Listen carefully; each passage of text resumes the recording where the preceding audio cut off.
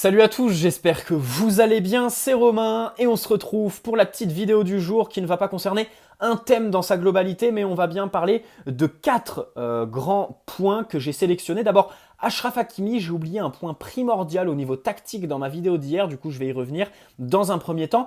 Ensuite, évidemment, on va parler du retour de Sergio Ramos à l'entraînement collectif en ce début de semaine et le fait que dans les médias, on idéalise un petit peu ce retour à l'entraînement, ce simple retour à l'entraînement, voilà. Ensuite, on va s'intéresser à 2-3 petites informations qui concernent Riyad Mahrez et un milieu de terrain portugais qui est associé avec insistance du côté du PSG ces dernières semaines dans les médias portugais.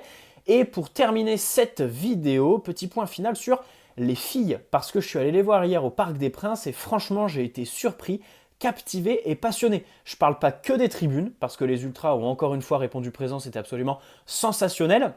Mais sur le terrain, ça s'est traduit par un jeu très plaisant qui a vraiment attiré mon attention. Et au niveau tactique, pas mal de principes qui sont développés. C'est vraiment limite mieux, enfin, pas mieux exécuté que les hommes, mais plus plaisant à regarder. Voilà. Parce que sûrement peut-être plus de volonté et un projet de jeu peut-être un petit peu plus clair. Bref, et aussi cette histoire rocambolesque qui fait l'actualité du jour au PSG. Allez, on va commencer avec Achraf Hakimi, bien évidemment, parce qu'hier, je voulais me détacher de ce raccourci qu'on fait dans les médias qui vise à prendre en compte l'attitude d'Achraf Hakimi, sa nouvelle vie, parisienne évidemment ces derniers temps, un raccourci qui pour moi fausse complètement les analyses de ses dernières prestations qui sont vraiment décevantes, mauvaises, voilà.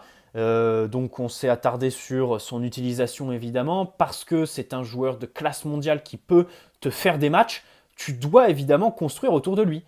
C'est un latéral, ça peut paraître paradoxal, mais Pochettino doit mettre en place des circuits qui font qu'il est à l'aise. Et dans cette optique, il y a quelque chose que le PSG ne maîtrise pas dans son jeu actuellement. En même temps, vous allez me dire, qu'est-ce que le PSG maîtrise? C'est la grande question. Ce sont les renversements de jeu. Alors, ces dernières semaines, c'est vrai que Verratti n'est pas là pour faire ce que je vais énoncer. Attirer l'adversaire donc sur le côté gauche ou dans l'axe pour ensuite la passer à un Achraf Hakimi qui aura quand même beaucoup plus d'espace lorsqu'il reçoit le ballon, parce qu'aujourd'hui, ce qui fait qu'il perd des ballons un petit peu bêtes ou qu'il loupe des gestes qui paraissent simples, c'est vrai que lorsqu'il est sous pression ou dans une zone à densité, c'est-à-dire où il faut échanger dans les petits espaces ou dribbler dans les petits espaces, il n'est pas très bon. Enfin, c'est pas la première de ses qualités, c'est pas ce qu'il préfère faire. Du moins, évidemment, il faut que Hakimi prenne de vitesse ses adversaires, ballon au pied ou pas. C'est vrai qu'en termes de conduite de balle, pour faire progresser le ballon au pied, c'est super. En un contre un pareil, par des appels. Et cette faculté à renverser le jeu, le PSG ne la maîtrise pas. Si c'était le cas, je pense que vraiment Achraf Hakimi aurait 2-3 situations par match qui feraient que il tirait son épingle du jeu. Le problème, c'est qu'aujourd'hui, nos milieux de terrain, à chaque fois, font la touche de trop qui permet, en une demi-seconde ou une seconde, à l'adversaire de se remettre en place et donc à Achraf Hakimi de ne pas recevoir le ballon dans cet idéal que je viens d'exposer. Donc voilà, les renversements de jeu à travailler pour mettre en condition Achraf Hakimi. Ramos qui est revenu à l'entraînement collectif, évidemment, c'est très excitant. On rappelle qu'il a signé au PSG au début de l'été, ça a entraîné beaucoup d'attentes qui sont aujourd'hui évidemment déçues à l'instant T, parce qu'une blessure de 4 mois, eh bien c'est très long. En plus, ça a été intensifié par le jeu des médias espagnols qui ont visé à dramatiser tout ça.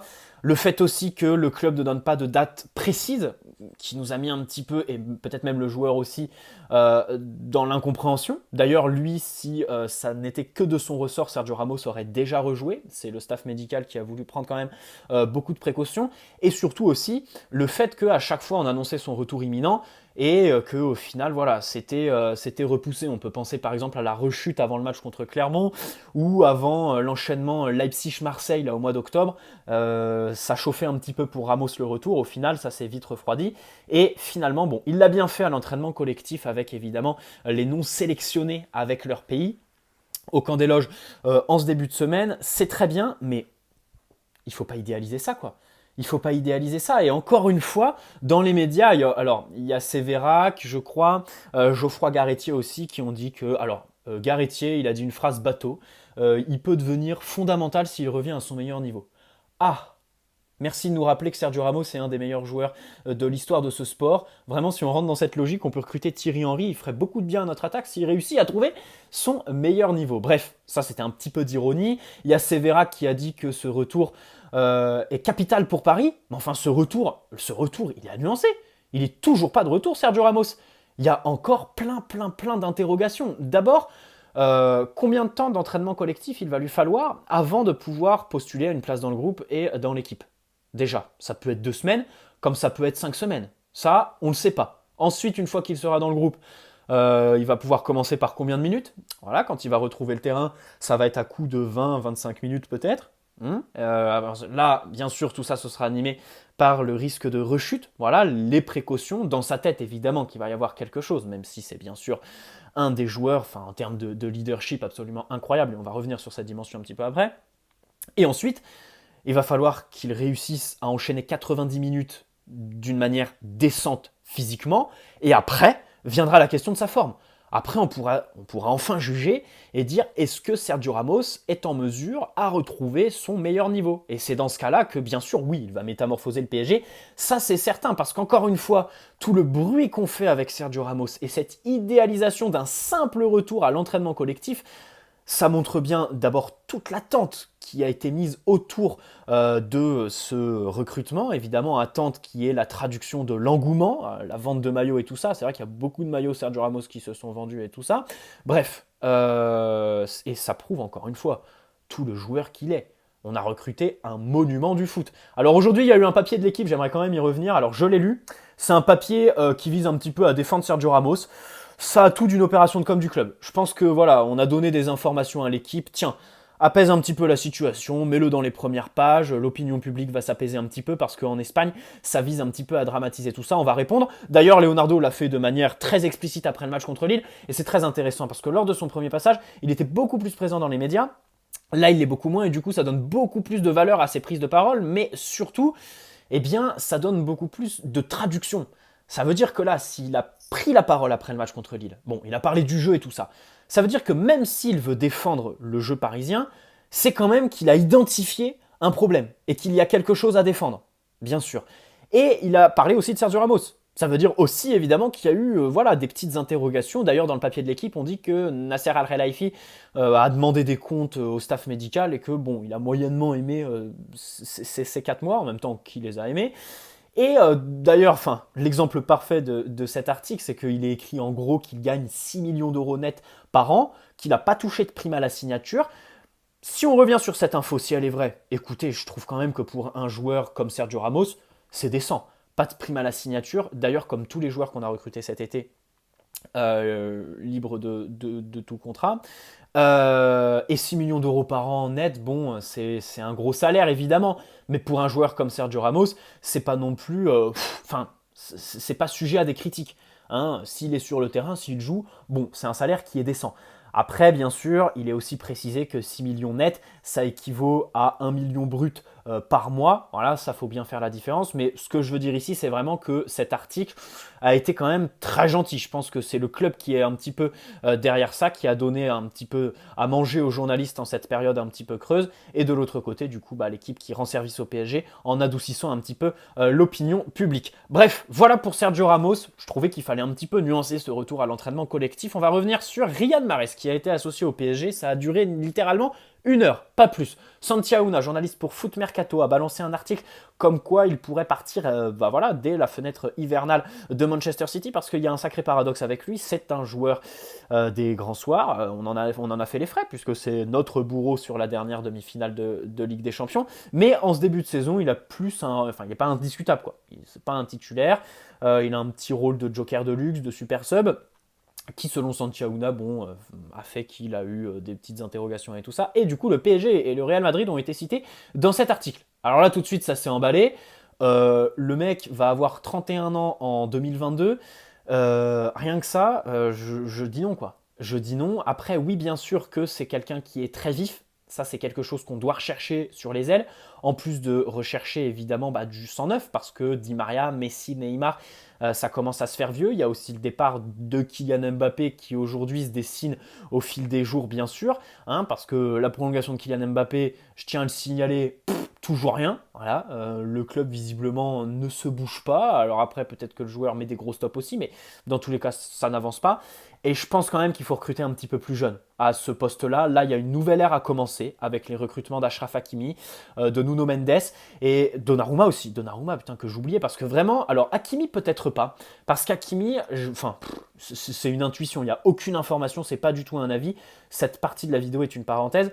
J'ai l'impression qu'Achraf Hakimi, voilà, il fera pas sa carrière au PSG d'ici 4-5 ans, peut-être qu'il prolongera une fois. Et voilà, ça donnera de la valeur sur le marché des transferts, mais que d'ici 4-5 ans, il voudra partir et que de l'autre côté, voilà, s'il est bien valorisé, bon, on pourra le vendre. Par contre, en revanche, Nuno Mendes, c'est un des premiers joueurs à avoir grandi avec le PSG de Zlatan. C'est-à-dire que jusque-là, pendant l'ère QSI, on recrutait des joueurs, ça il faut le signaler, c'est très intéressant. On recrutait des joueurs qui ont appris à aimer le club après l'avoir rejoint. Thiago Silva est l'exemple parfait. On peut aussi citer Marco Verratti et Marquinhos. Là, on entre dans une nouvelle phase. Le PSG aujourd'hui, les jeunes qui ont 19 ans, comme Nuno Mendes, ont grandi avec les campagnes européennes du PSG, les vidéos du PSG sur les réseaux sociaux, les individualités, voilà, le marketing et tout le bordel. Donc, aiment le PSG, sont imprégnés du PSG avant de nous rejoindre. Et ça, c'est très important. C'est ce qui me fait dire quand même que Nuno Mendes, ça c'est très accentué parce que dans plusieurs interviews, il a dit qu'il aimait le PSG avant de venir, qu'il connaissait bien le club, qu'il a grandi avec, quoi. Qu'il a grandi avec.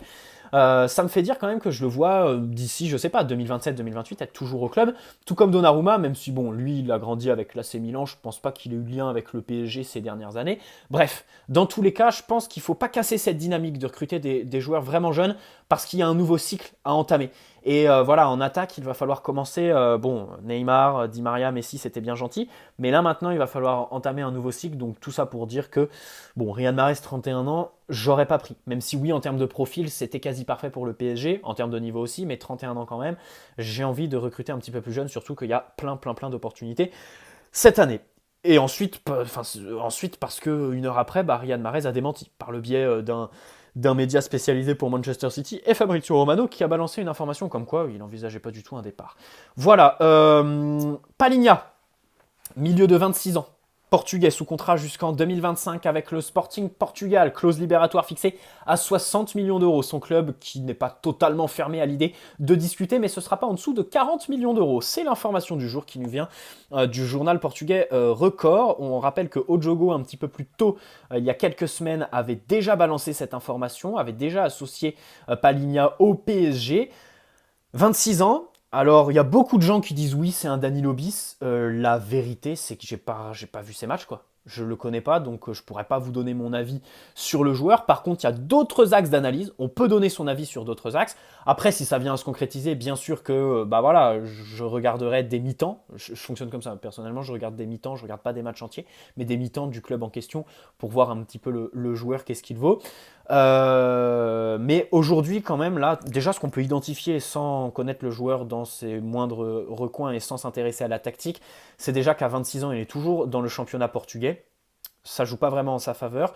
Tout ça dans des médias portugais, je pense que c'est une manœuvre de son agent qui doit vraiment peiner, qui doit avoir un petit peu chaud aux fesses de ne pas réussir à faire passer ce cap à son poulain et qui du coup associe le PSG qui a fait affaire avec le Sporting. Il se dit bon allez, c'est crédible, ils ont fait affaire ces derniers mois. Je pars plus sur cette piste en termes d'objectivité et en termes de subjectivité, sans connaître le joueur, je sais déjà que c'est pas du tout la classe mondiale qu'on recherche, quoi.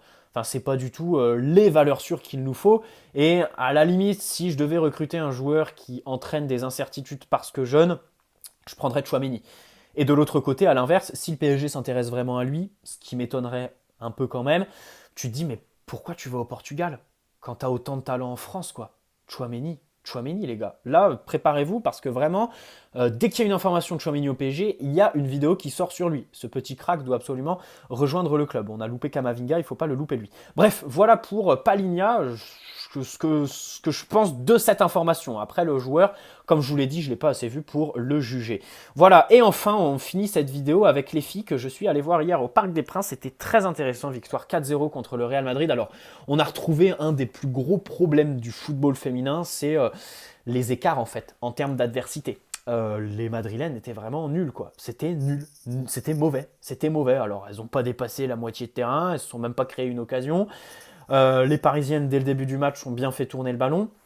Donc ça, voilà, c'était à mettre pour nuancer un petit peu cette bonne performance des Parisiennes, mais sinon, pour les mettre en avant, il y a un vrai projet de jeu. On sait que ces derniers temps, c'était un petit peu délicat, voilà, cet été. L'entraîneur a des idées très très claires. Voilà, notamment l'utilisation de la largeur. Je trouve qu'elle a été très efficace dans les placements.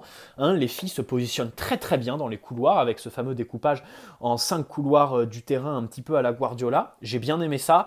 Faire tourner le ballon, voilà, sur la largeur, bien attendre, trouver des relais au milieu de terrain aussi, les milieux de terrain qui jouent un très bon rôle de relais pour dédoubler. Et surtout, une des facettes les plus intéressantes de leur jeu, c'est le fait qu'elles usent vraiment des mouvements sur le côté avec des dédoublements dans les 1 contre 1 aussi. Elles sont fortes, elles sont explosives.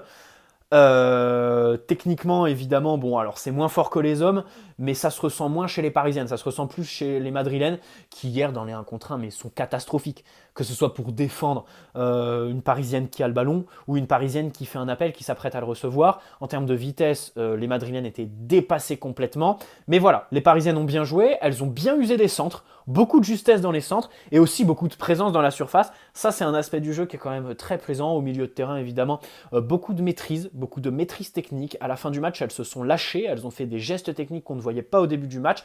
C'était vraiment super intéressant, en plus de la communion qu'il y a eu avec les supporters hier. La communion incroyable, voilà, avec les supporters du Parc des Princes. Un Parc des Princes bien rempli, hein, c'était cool, je ne m'attendais pas à autant de monde. Et surtout des ultras qui ont répondu présent tout simplement. Voilà, c'était encore une fois une vraie démonstration de force de nos ultras qui sont décidément les meilleurs d'Europe. Je pense qu'aucun club peut se vanter d'avoir ces ultras. Alors par contre, ce qui est dommage et ce qui est toujours de mise avec ce club, c'est qu'il y a une belle prestation hier. Il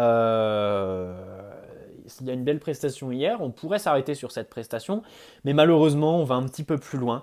On tombe dans voilà, le sensationnalisme, des histoires qui relèvent du délire, de la fiction tout simplement, puisqu'aujourd'hui, dans le journal L'Équipe, est sortie une information compromettante. C'est un truc de fou, ce club.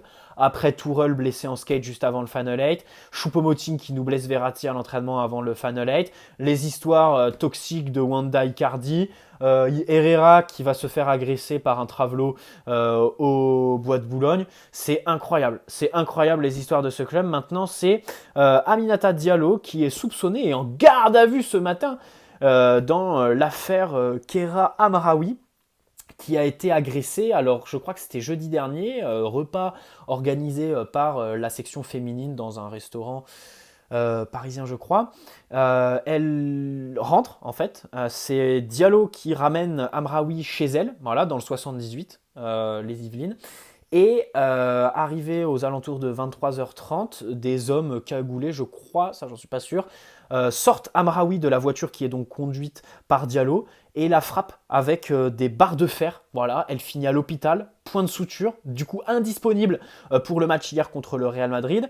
Et du coup, Diallo est soupçonné d'être un petit peu inculpé, on va dire, dans cette affaire, même si bien sûr aujourd'hui elle bénéficie de la présomption d'innocence. C'est absolument lunaire. Ce qui se passe est absolument lunaire. Pourquoi ? Parce qu'elles jouent toutes les deux au même poste et elles sont en concurrence au PSG et en équipe de France.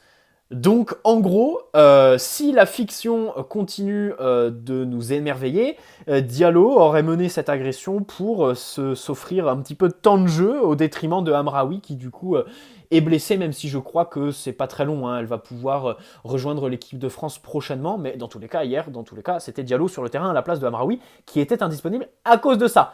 Bref, on va pas tirer de conclusions trop hâtives. Le club a répondu très rapidement et je trouve que dans les faits, dans ce qui est énoncé dans les médias, on va pas faire de procès médiatique, je déteste ça, laissons la justice faire leur travail, mais je pense quand même que Diallo n'est pas toute blanche, hein. Je pense quand même que là, ça sent un petit peu mauvais pour elle. Allez, bonne soirée à tous, n'hésitez pas à poser un like, cette vidéo de 19 minutes touche à sa fin. J'espère qu'elle vous aura plu, bien évidemment, n'hésitez pas à vous abonner si c'est le cas, poser un like si ce n'est pas déjà fait. Bonne soirée à tous, ciao!